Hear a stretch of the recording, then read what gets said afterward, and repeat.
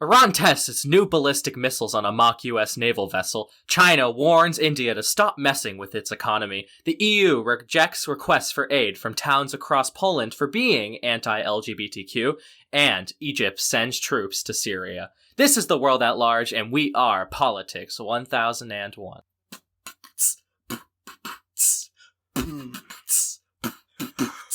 Politics 1001. What? The world at large.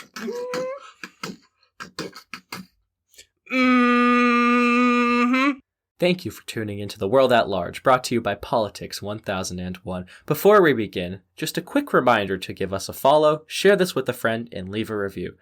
Please enjoy this episode of The World at Large. All right, welcome everybody to another episode of The World at Large, everybody's favorite international news podcast. Well, obviously. I'm sitting here with Josh right now, who is very itchy to tell us all about what's going on in Iran. It is such a bad itch. So, let's just jump right into it. All right, so Iran has tested some new ballistic missiles on a mock U.S. carrier built by the Iranian Revolutionary Guard. That's right, Ian, you heard me correctly, a mock U.S. carrier. Mm-hmm. Iran went out of their way to build a ship that looks identical to one that the United States would use on a daily basis. Mm-hmm. So, they tested these new ballistic missiles. When I say I tested them, I mean they fired them right at the ship, literally bombed it. They had these little drills where people were getting off the helicopter and jumping onto the ship and practicing a naval invasion. Yeah. Wow. And yeah, they did that. They also fired rockets at the ship from both land and the water, and from the rockets itself. Like they're literally hovering over the ship and. Wow, that's crazy. So seems like a waste of hard work if they went out of their way to make a model U.S. cruiser, but you know. Yeah, so the United States called this irresponsible and reckless, and saying so. The U.S. perspective is. So these guys are bombing a ship that looks like us, and we are us. So that might be a little problematic. So the U.S. Navy was understandably very pissed about this, very angry about this. Yeah. They're like, what are you doing, Iran? You're pretty much openly threatening us right now. Because Iran released a statement saying that this was an offensive drill, and that is a quote. And so the U.S. is like, okay, so you're practicing an offensive drill on our ship?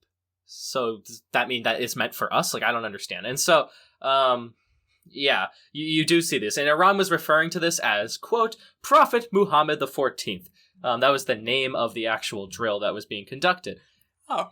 Yeah, so cool, Iran, they had a statement to release. And so they did, in fact, release that statement in response to the U.S. condemnation of these drills. And they said, and I quote, using new tactics and equipment, the IRGC Air Force demonstrated some of its extensive capabilities in the face of hypothetical enemy threats.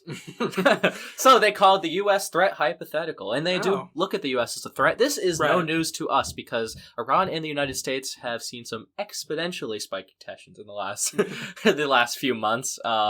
Yeah, like the death of Qasem Soleimani. That was recent, believe it or not. I know. So much has happened since then, but that was recent. And that's when the U.S. sent troops into the Middle East. And since then, you have seen a very strict relationship between Iran and the U.S. and that they're not talking to each other. And Iran does a little bit of threatening here and there, like blowing up U.S. ships. Right. So, so 2 naval bases, I believe, in the Gulf of Hormuz, the Strait of Hormuz, which is where like 30% of the oil is shipped through. Right. So it's like a really important place. Yeah. It's where Iran ships their oil. So in the Strait of Hormuz, the U.S. has a bunch of military bases, but 2 of them were told to go on high alert by the U.S. Navy and the U.S. government in general because, well, Iran was blowing up fake U.S. ships. Yeah. That must have been a scary sight for those stationed at those bases. Yeah, I would assume. So Iran is obviously saying this because, again, they do believe the U.S. is a threat to their sovereignty.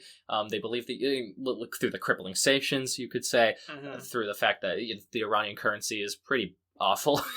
And, the sanction on oil that Iran has to deal with. So naturally, Iran does not trust the Americans very much. No.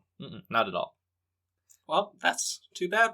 Yeah, so hopefully they can work out the problems because that was a fake ship this time, but let's just hope it's not real in the future. That's absolutely right. But if it is going to be real, I don't want to be on it.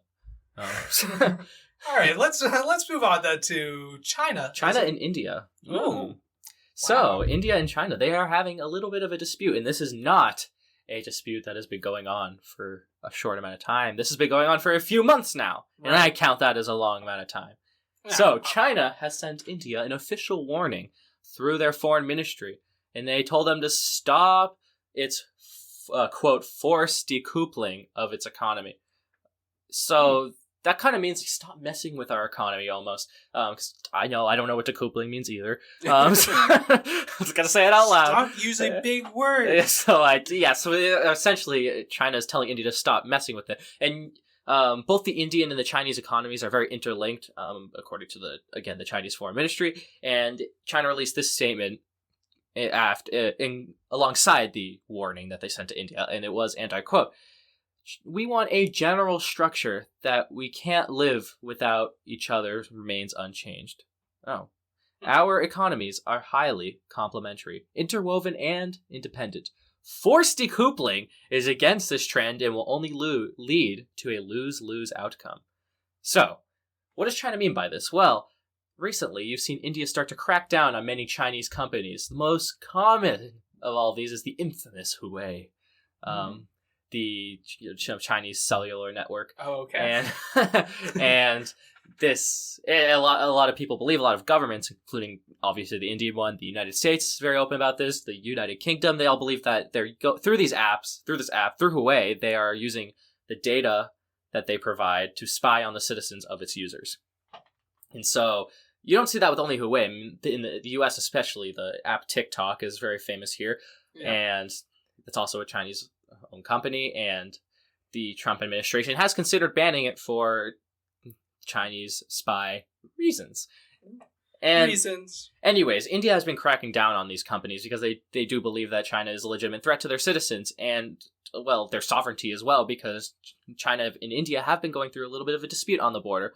Over 100 soldiers at this point have been hurt through all these skirmishes, the punching fights. Right. And the tensions between China and India are not uncommon. They had a brief war in 1962, and since then, relations have never been exactly friendly. And so, India does believe that they're using the apps to literally track their citizens. And so, India said that maybe we will consider holding talks with China. Maybe we will negotiate a little bit with our tech companies. However, you need to stop being annoying. And so... that's not a direct quote from the Indian Foreign Ministry, but you know what is a direct quote? Older brother. Yeah, so this is the exact quote as to what India said. And they said, and I quote, "We expect that the Chinese side will sincerely work with us for complete disengagement and de-escalation and full restoration of peace and tranquility in the border areas at the earliest." So, aka, China, you need to calm down. Stop trying to provoke these fights. And in return, we will, of course, stop our banning of your companies, or at least consider it. We'll sit down for talks, because India is very reluctant to talk with China, because they think China is the aggressor. China thinks India is the aggressor, so... typical conflict. Geopolitics, man. Yeah. And so, that is what you're seeing over there. And again, to reiterate the actual main point of the story, this is a warning that China sent to India that's saying, if you bring down our economy, you're going to bring down your own as well. That's the whole point of this, and that our economies are, quote, interlinked, as I said earlier. So, this seems like a China-Indian problem, so hopefully they work out their little disputes. Hopefully. All right, so now let's move on to Morocco. Oh, okay. Let's definitely do that. All right. So, do it. Ian, do you know what the Lay Desk is? I do not. So the Lay Desk is a news media outlet. More of a website, if anything, but it reports in French and Arabic. However, we're going to be talking about it in English. So a reporter from Lay Desk named Omar Radi was summoned by the police of Casablanca.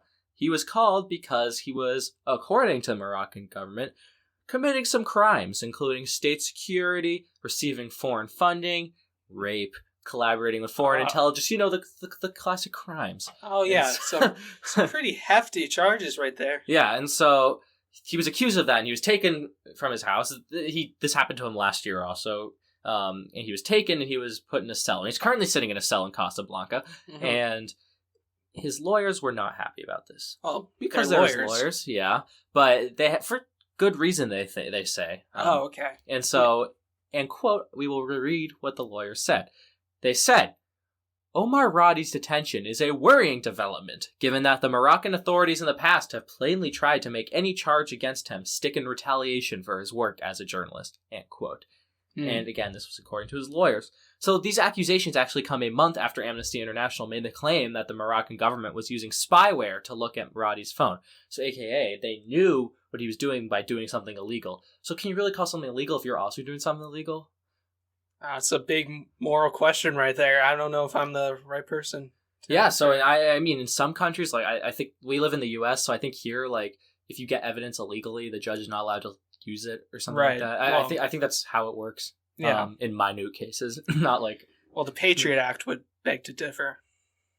Yeah, but there's definitely some controversy with that in itself. That's true. So, anyways, yeah. So the lawyers are essentially saying, like, you're looking at Radi's phone, so how can you possibly say that he's doing something wrong when you're also doing something wrong? And even then, your claims are very baseless, according to Amnesty International. They're saying that they've been doing this for a while, and that, according to his lawyers, they're just trying to get him for any little crime that they can. Right. And so this is what's made him angry. Now he's sitting in a cell. And like I said before, this is not uncommon. This has happened to him before. But at least Ian, he's doing it in Casablanca. Oh, it's such a beautiful city. I would love to go. What movie was filmed there? Something recent. Famous movie, Casablanca. Well, not that one. I don't know if it was filmed there. Not that one. There's something else. Anyways, I'll tell you off camera. Okay. Because I don't remember right now. So anyways, we're going to move on to Europe and the European Union. Ooh. So, the EU has rejected requests for funding from 6 towns in Poland, which have rejected the idea of homosexuality. The EU had a grant to give out worth 2.3 million euros, and the towns in the EU could pretty much just apply for a piece of it. And so these Polish towns, 6 of them, were called out after they applied for being discriminatory against the gay community. So this has angered a lot of people in Poland, especially because it's a very conservative country, both religiously and politically. So that is why, because the Polish government is like, well, I mean, you can't tell us what to do. Right. And so there is a large movement in Poland to leave the European Union. Really? Yeah, it's come up a lot, and there's been a lot of debate about whether they could legally be in there after what they've done with their judicial system. Which, what do you mean? Like, they reform their judges and the government's just able to appoint them, something like that. But there's been a lot of dispute because it's been against EU law, and so like last year there was a lot of discussion about should we just kick out Poland for violating some of our laws, but it looks like they didn't actually go through with that, obviously. But you do see this tension between the EU government and Poland, because Poland likes to be a sovereign state. Right. Because they haven't been a sovereign state for most of their history, so they like to enjoy that luxury now that they have it. And so, but anyways, these towns were called out for being discriminatory, and the EU released this statement specifically, since I know you're interested. Our treaties ensure that every person in Europe is free to be who they are, live where they like, love who they want, and aim as high as they want. So, the EU is, again, reiterating that they do not think it's fair to discriminate against the LGBTQ community. Whereas Poland is saying, it's not our religious values. You can't tell us what we can and can't believe. You can't tell us how to run our own country. We are Poland! We are not the European Union. We are but a country inside of the European Union. It's a difference. Yeah. EU lady who said this statement.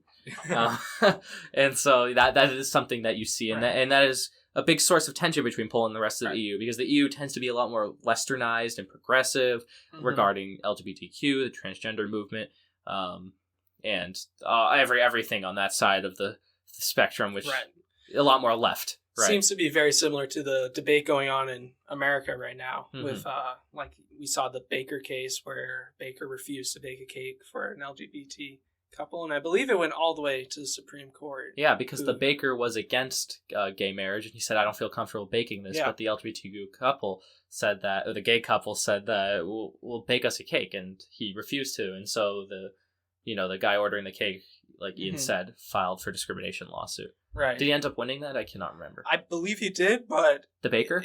The baker did, I think. If I'm wrong, feel free to DM us and say, you're wrong, you stupid head. All right, so anyways, let us know. But that is what's going on in the EU, and it really does bring forth to light the tensions that are going on between the religious and the progressives of the European Union, because it's a big continent and it's a very diverse one at that. Yeah. So let's move on to our last story of the day. Oh, Egypt. So Egypt has decided we want to get involved in Syria.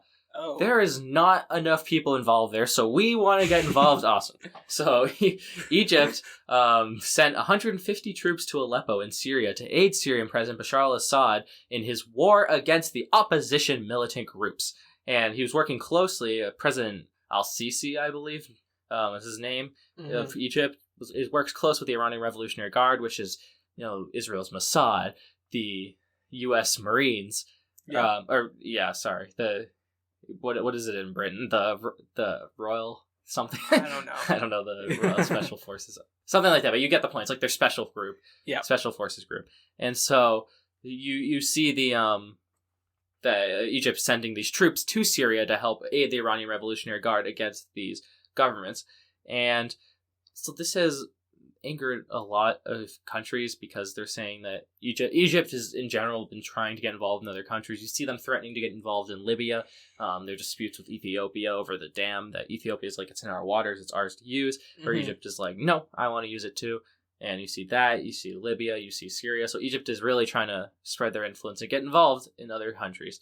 And although it's only 150 troops and they are lightly armed, so it's more of it's still a gesture of leading their support behind Bashar al-Assad, which especially would anger the Israeli government, who Bashar al-Assad has on numerous occasions threatened to destroy Israel, and Egypt recognizes Israel, so they actually have diplomatic ties, and so Egypt doing this would definitely anger Israel, which would in turn probably anger the U.S.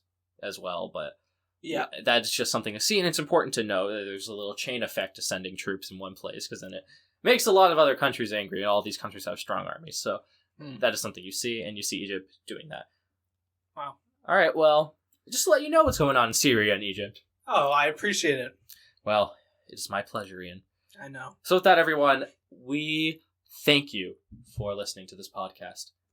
So if you are feeling generous, and you quite enjoy our work, why don't you feel free to, or you should feel free to...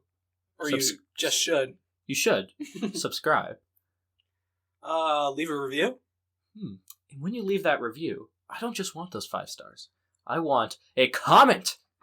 I want it to be a puff piece about how amazing we are. Edited, no grammar errors, anything. Yes. Compliment how attractive our voice is. Yes. Especially mine. And so, we, of course, as usual, will stop talking because we do this at the end of every single podcast and wish you guys all a great day. So, I will do that. You guys have a great day. We will see you later. We are Politics 1001. Goodbye.